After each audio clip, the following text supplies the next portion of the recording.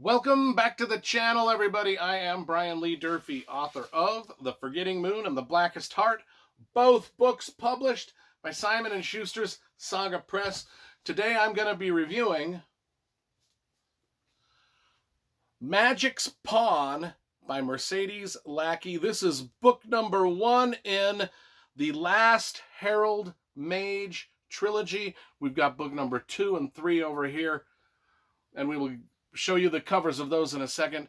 Now, I did a review of this book a couple years ago, and I just wasn't satisfied with the review. I didn't do the book justice in that review, so I deleted that review because I was rereading this book, and I was like, it deserves a better review than the review that I previously gave it. So we're going to give it a new review today. So let's start over and see if we can't get this one right.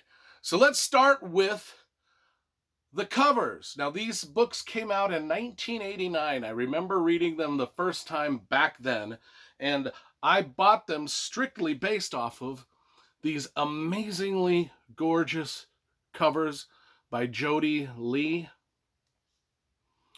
Just great, and I love the extra detail in all these characters along the side,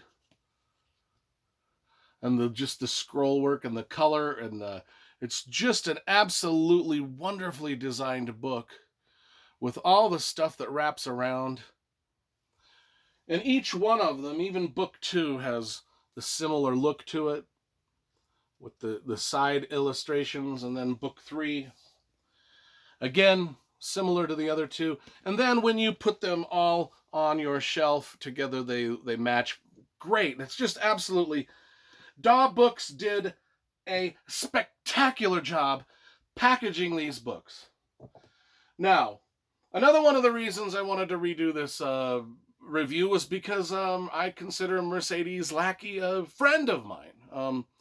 I have sat with her at book signings, sat next to her many times at Bard's Tower on the showroom floor of many Comic-Cons and signed books next to her. And I tell you, the line of people that come to get books signed by Mercedes is staggeringly huge.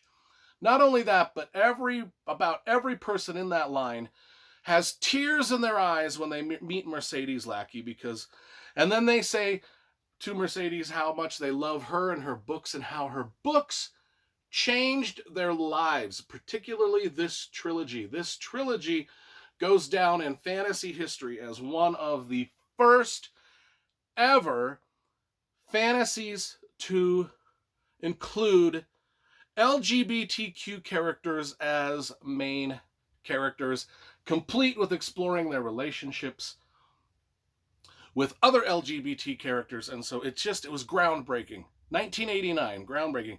People to this day come up to her at book signings, just tears in their eyes, saying how much they love these books and how these books help them through hard times.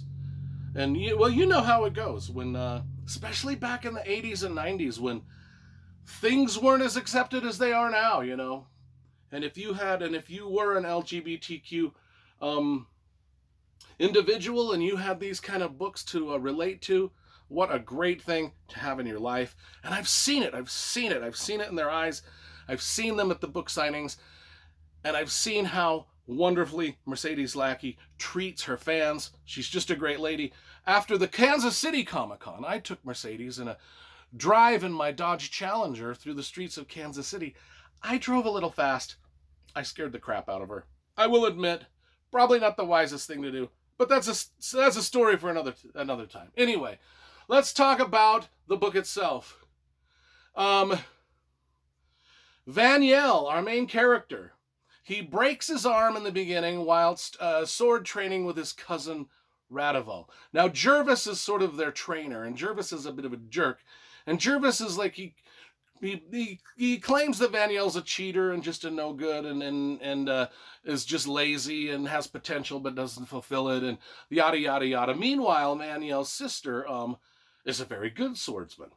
In fact, she tries oftentimes to help Vaniel with his training and just Vanielle, just be a better person. She also wants Vanielle to be a better person, but she also accepts Vanielle for who he is.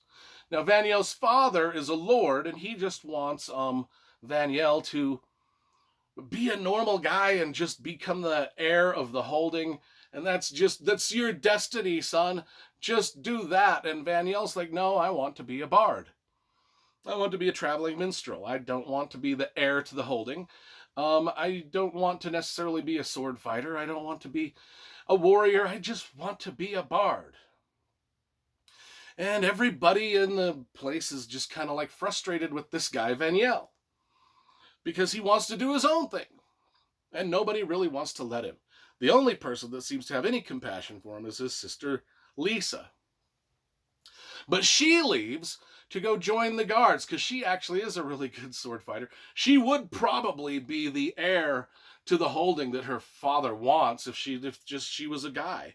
But she's not a guy, she's a girl. Vanielle's the guy. So just there's a role reversal. There's a lot of things here.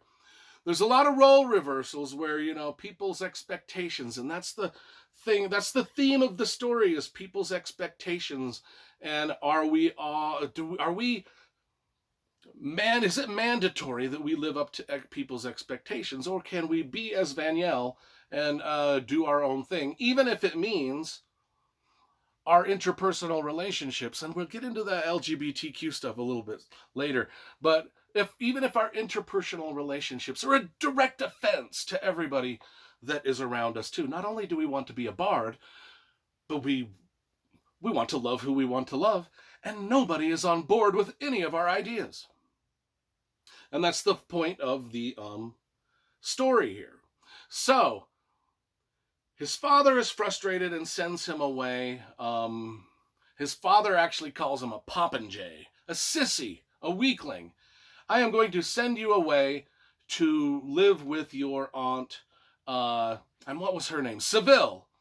Now, Seville trains people. She's a famous mage. She trains people in the, because Vanielle shows some promise. The one promise he does shows is he's got this herald mage magic kind of thing going for him. And that needs to be explored, and maybe, we don't want it to get out of hand. It's kind of like Harry Potter. It's kind of like every young magician in every fantasy story where if they don't learn how to use their magic properly, it's going to be a shit show and we don't want it to be a shit show, right? We want them to learn to use the herald mage magic. So he gets sent off to his Aunt Seville's house where her holding, where she's going to teach him. And so now we've got Vanielle. And he doesn't even want to do this. He doesn't want to do it. He still just wants to be a bard. He wants to be a bard and be his own guy. But now they're not only trying to train him to be a warrior, but a herald mage. And he's just like, he's self-centered. He's I don't know if he's really self-confident, but he's certainly self-centered. Everything revolves around him at all times, at least in his own mind, which gets him into trouble a lot. He's got this propensity to use high magic in a way that nobody else in the realm has ever used it before, so they're trying to teach him to contain that. Not only that, but he gets in a homosexual relationship. And now I'm telling you, when I read this in 1989, I had never read a book where a gay character had a relationship with another gay character, a man-to-man relationship, and I'm not gay, so at first I was like, okay, am I okay with this? Is this making me nervous? Oh, that's a good story. Who cares? I eventually was like, I don't care, And I think that there's a lot of people back in the day that probably were turned off by these books because of that. Whereas there were a lot of other people that were accepting of the books like I was. And then there were also people of the LGBTQ community that actually fell in love with these books because they're just dynamite. These are just great, above and beyond whatever themes or messages might or might not be in here. These are just above and beyond great epic fantasy stories. Some of the greatest ever told. I just love them. And I just wanted to make a decent review this time. So I give Magic's Pawn, Book 1 of the Herald Mages by Mercedes Lackey, a solid 9.5 out of 10. The only thing I wish could be different about these books is if they'd been longer. I mean, they're only about 250 pages each. But anyway, beggars can't be choosers. I'm going to stick with my 9.5 for Magic's Pawn. Where did it go? Oh, it's right there on the front. Get the trilogy, folks. It is dope. And if you love epic fantasy, you'll love this.